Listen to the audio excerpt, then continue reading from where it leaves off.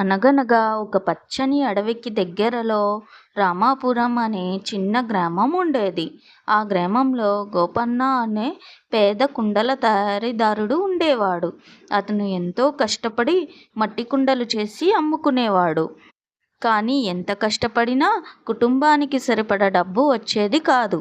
ఒకరోజు గోపన్న అడవిలో మంచి మట్టి కోసం వెతుకుతుండగా ఒక పాత మర్రి చెట్టు కింద 3 పెద్ద మట్టి కుండలు కనిపించాయి.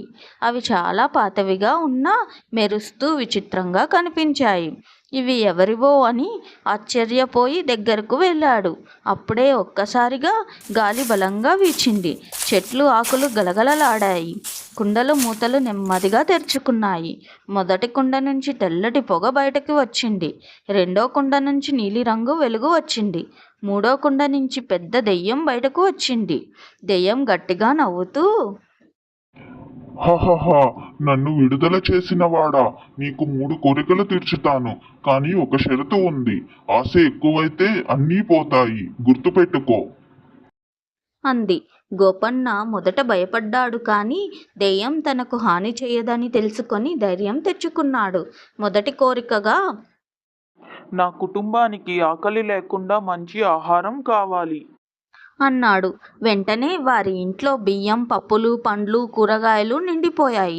రెండో కోరికగా, మా ఊరి ప్రజలందరికీ తాగునీటి బావి కావాలి అన్నాడు. క్షణాల్లో గ్రామం మధ్యలో స్వచ్ఛమైన నీటితో నిండిన పెద్ద బావి ఏర్పడింది. గ్రామస్తులు ఎంతో సంతోషించారు. ఇప్పుడు మూడో కోరిక మాత్రమే మిగిలింది.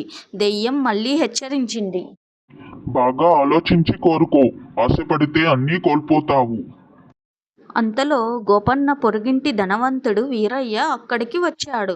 జరిగిన విషయం చూసి అసూయతో, అయ్యో, బంగారం అడుగు, రాజ్యం అడుగు, పెద్ద కోట అడుగు అని చెప్పాడు.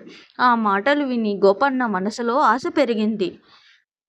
నాకు అంతులేని బంగారం కావాలి అని కోరేశాడు. ఆ మాట వినగానే మూడో కుండ గట్టిగా కంపించింది. బంగారం రావాల్సింది పోయి మొదటి 2 కోరికలతో వచ్చిన వరాలన్నీ మాయమయ్యాయి. ఇంట్లోని ధాన్యం పోయింది. బావి కూడా ఎండిపోయింది.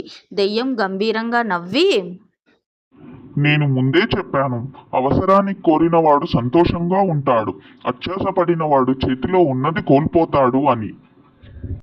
అని చెప్పి 3 కుండలతో దెయ్యం మాయమైంది. గోపన్న తన తప్పు తెలుసుకొని బాధపడ్డాడు. ఆ తర్వాత మళ్ళీ కష్టపడి పని చేయడం ప్రారంభించాడు. ఈసారి మాత్రం ఎప్పుడూ అత్యాశపడలేదు.